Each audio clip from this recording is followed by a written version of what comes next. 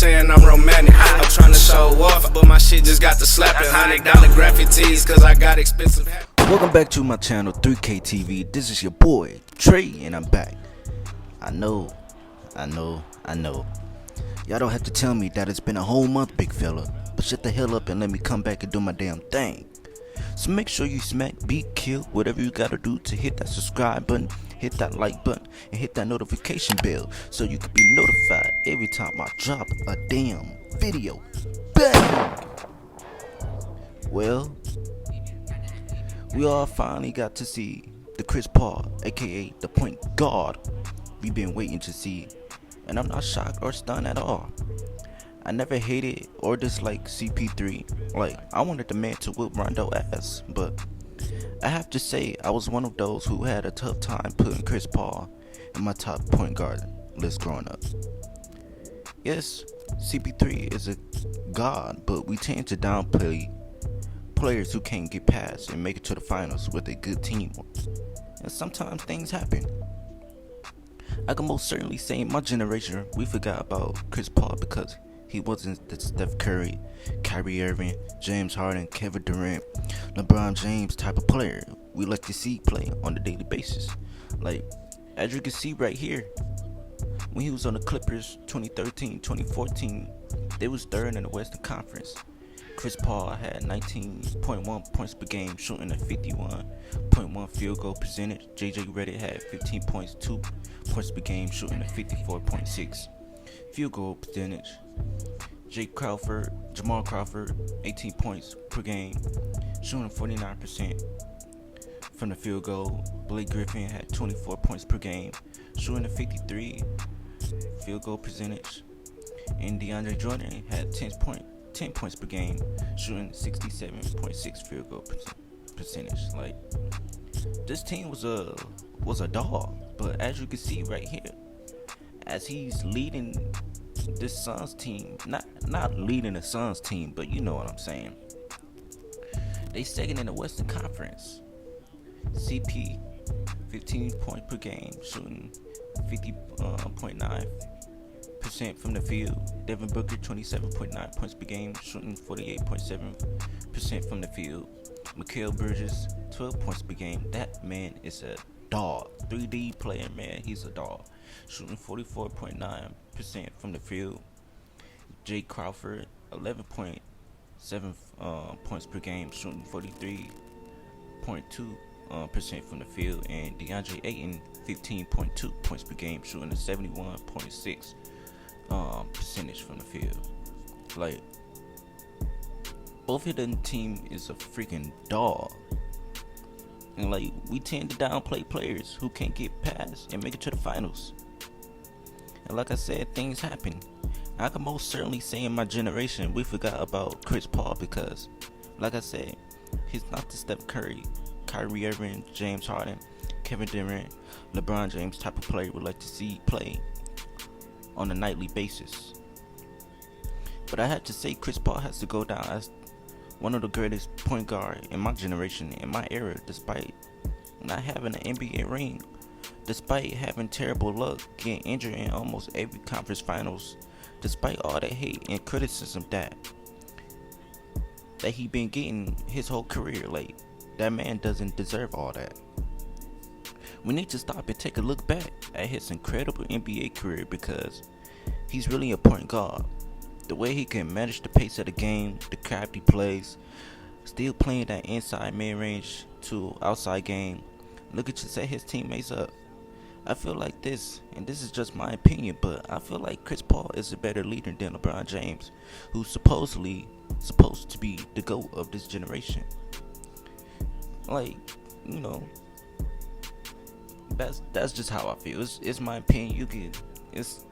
I told y'all from the get-go, I'm not a LeBron James hater, you know what I'm saying? I like what LeBron James is doing, but, you know. But Chris Paul and LeBron James, who is both 36 years old, still playing at a high level, that only has a few more seasons left. I'm still picking Chris Paul over LeBron. And, like, I keep telling people, if LeBron James was on the Suns and D-Book as his teammate, and Chris Paul on the Lakers teaming up with AD, I'm still taking Chris Paul. the Lakers would still be a better team. I feel like LeBron would not make D-Book into a better player because, as of right now, LeBron, in this day and age, right now, this season, if LeBron was in the same shoe Chris Paul in, I feel like LeBron is not gonna make D-Book into a better player. I don't feel like D-Book can elevate with LeBron James. Like, look at what AD is doing on the Lakers. Look at what Wesley Matthews is doing on the Lakers. Look at how Kyle Kuzma is playing. Kyle Kuzma was a dog before LeBron James got there. Like, his second or third season there, like, he was, elevating. But soon as LeBron stepped in, like, his game changed. Like, LeBron is the type of player he is gonna give you easy look. He's gonna drive, and everybody's gonna crowd the paint when LeBron come through. So he's gonna kick it out to who's ever open. And I feel like Kyle Kuzma is not that spot up shooter. You know what I'm saying? And I feel like Devin Booker is not a spot up shooter. Like, Devin Booker will not elevate with LeBron James on the same team as him. Like, LeBron is looking for that number one option. That's why he went out and got AD. But AD is not really ready for that number one position. Just like, Devin Booker, you could say he's ready for that number one position, but he also need a player like Chris Paul. You know what I'm saying? It's just the way Chris Paul managed the game. And, like, don't get me wrong, D-Book is a great player, but having a veteran player like CP3 is what some team need for the up-and-coming star. Look how dominant Booker is playing. Like, Booker always had that dog in him, but this season, this playoff, bro, that boy is a dog. He's a dog. Like, bro, I never seen Booker play so much like the way he's playing right now. Like, he's giving me Kobe vibes. Like, this dude is a dog right now, and that's what he needed. He needed a player like CP3 who can manage the game and let him get to his spots where he can cook. And, like, for real, like, I don't know if this was a video I needed to do because I'm giving out all facts. Let's go down memory lane from the Clippers to the Rockets. That man was supposed to have at least 1 or 2 rings with one of those teams, but it was 3 things that would always set him back every time he was getting close to that promised land. And every time it was injuries. He couldn't get past through the up-and-coming Warriors. And it was the coach. And again, even with the Rockets, injuries. Couldn't get past the toughest team to beat, the Warriors. And the coach. And as you can see right here, I know we're talking about Chris Paul and LeBron James, but this is actually a Chris Paul video, obviously. But I want to make this little comparison right here real quick. Like, as you can see right here, LeBron James, he's a NBA Rookie of the Year, 4 times NBA champ, 4 times Finals MVP, 4 times regular season MVP, 17 times NBA All-Star, 16 times NBA All NBA team, 6-time All Defensive Team. Can he lead a team? Yes. Is he a leader? Nah. I don't think. To me, don't get me wrong, LeBron is a good player. He's the best player. He's obviously, if you're in a GOAT conversation, you have to be the best player. But I don't think LeBron has that leader mentality like Jordan had, like Kobe had, like Kareem Abdul-Jabbar had. he doesn't give me that leadership mentality. Like he's not. The only time he showed me that leadership mentality is when he hit that three on the Warriors to win the game, to close the game out. That's, I'm not even bullshit. Literally, that's the only time I've seen LeBron James show me that leadership mentality. But why do we hate Chris Paul? Because time after time, Chris Paul has showed me that leadership mentality. His injuries just gets in the way. Like, even though Chris Paul don't have all like the accolades LeBron James has, but he was a 2006 NBA Rookie of the Year, 11 times NBA All-Star, 9 times All-NBA Team, 9 times All-Defensive Team. Can he lead a team? Maybe. Yeah, I could say yeah. Is he a leader? Yes. But man, we still have to give that man his credit. Even though his accolades is not like LeBron James, they both rarely missed the playoffs in their career. That's what we tend to look past when it's Chris Paul. Like, he doesn't have an NBA Finals appearance or an NBA Finals championship back him up. He almost had a chance to be an NBA Finals champ, but we all know what happened on December 8th, 2011. That man Devin Stern was hating low-key. Like, RIP to him, but he's low-key a hater. He voted a 3-man trade that would have sent him to play with the Black Mamba Kobe Bryant and the Los Angeles Lakers. How damn exciting that would have been. The best point guard and the lead at the same time, playing with Kobe Bryant. Like, damn, like, and as you can see, like, it says, this day in NBA history, December 8th, Commissioner David Stern vetoes trade that would have sent Chris Paul to the Lakers. Like, the Lakers would have had Chris Paul from the Hornets. New Orleans Hornets would have had Lamar Odom from the Lakers. Kevin Martin from the Rockets. Luis Scola from the Rockets. Point guard Goran Dragic from the Rockets. But they also would have lost Paul Gasol to the Rockets too. And like, damn, Kobe would have he would have loved that, cause he really needed help against those OKC and Spurs team. And let's not talk about how the damn Mavericks swept him.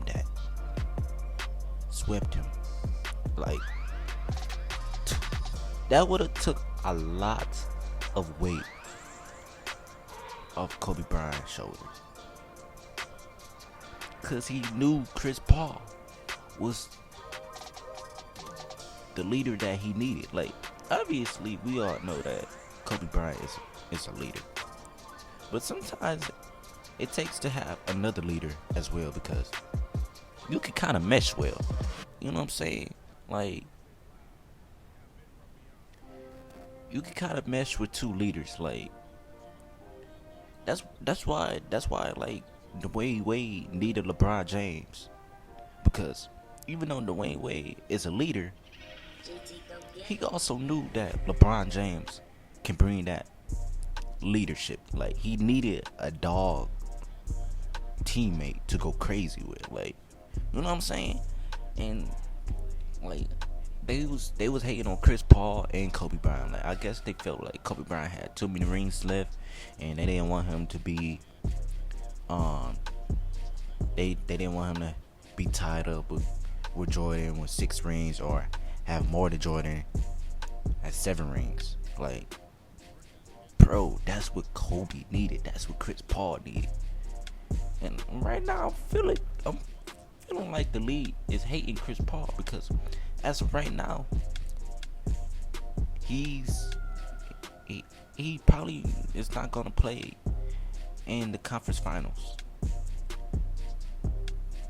Like, come on, man. Like, why do the NBA or whoever have so much hate? Like, this man cannot take a break at all. Like, it's always something when he's in the conference finals. Like, it's injuries. And then it's this. Like, come on, like this is some BS. Like, you know what I'm saying? This is not a video to bash the NBA, but come on, man. Like, we all want to see Chris Paul win at least one ring, cause he's a dog. He's a point guard. Like, come on. Like, the way he brings energy to any of the young to the young team is like amazing, and he takes them to the playoffs every year. Like last year, he took the OKC to the playoffs, and like that was pretty damn impressive. Like, it doesn't matter if it was an NBA playoff bubble, but like he still took a team to the playoffs. At his age, at what he's doing, they thought he didn't have nothing left in his gas tank. Like, they was calling him too old. He can't do nothing. But he took a young, like, the way he made SGA play is how he's making Devin Booker play. Like, that dog mentality. It's the leadership that the young players need. Like, you know what I'm saying? Also, let me tell you this one thing. Chris Paul leadership, like I keep saying, is so effective on that team. It's very scary without him playing due to having coronavirus. You know, he's giving all those young players that talk alongside of Monty Williams, the coach who he played with on the Hornets. Let's look at game 1 of the Western Conference Finals. He wasn't in that game. It was without Chris Paul and Markel Bridges. 1 rebound, 2 assists, 14 points, played 36 minutes. Jay Crowder, 6 rebounds, 2 assists, 13 points, had played 33 minutes. DeAndre Ayton, 9 rebounds, 2 assists, had 20 points, played 37 minutes. Devin Booker, 13 rebounds, 11 assists, 40 points. He played 44 minutes. Cameron Payne, 3 rebounds, 9 assists, had 11 points, played 29 minutes. You know, Cameron Johnson, I think that's his name. Yeah, that's Cam. Yeah. Had 4 rebounds, 0 assists, 12 points, played 24 minutes. Craig, 6 rebounds, 1 assist, had 8 points, played 15 minutes. And they won 120 to 114. They didn't. If they could play like that without Chris Paul being on the court, but he still have, you know what I'm saying, that effectiveness on that team without him is freaking scary, bro. This team is a dog. Like, no matter what, if Devin Booker goes off, you can count on the rest of the players to go off with him. And even if Devin Booker had a low game, he didn't have a good solid game like he did in game 2, where he had 4 rebounds, 5 assists, and 20 points, but played 41 minutes. But look. This is how you know Chris Paul is so effective to that team, because anybody else can step up when D-Book is not doing his best on that court. Cameron Payne, 1 rebound, 9 assists, 29 points, played 37 minutes. Bro, DeAndre Ayton, 14 rebounds, 1 assist, 24 points, played 35 minutes. Bro, this is crazy. This is a dog team. And now today is game 3, and they have Chris Paul back in the lineup after his 11-day hiatus. And we're gonna see how they play. We're gonna see how Chris Paul can still be effective after having coronavirus. Let's see if they can Let's see if they can, win game 3. If they win game 3, this is gonna be a sweep. It's gonna be a sweep. Unless Chris Paul is unless Kawhi Leonard is gonna come back and change the game. I don't think Tyronn Lue is a good head coach to make so many adjustments. Either it's the players or it's the coach, or but I don't think Tyronn Lue is that great of a coach to make adjustments to slow down Devin Booker or any of the other players that's on that team. So enough is said. I want to come back to this video after the Western Conference Finals are over. We got game 3 tonight. Clippers are home, and the next day on Friday we got the Bucks and the Hawks playing game 2. So this is the end of the video. Hope you guys like it. Let me know if y'all want me to do more of these. The next video I might do is Giannis and Ben Simmons. That's probably gonna be my next video that I'ma do. And before y'all chew me up, man, I like to troll a lot. So, you might hear some trolling in this video. That's just me. So, but yeah, make sure you hit that subscribe button, hit that like button, hit that notification bell, so you can be notified every time I drop another mother banger. And I'm out. Yee!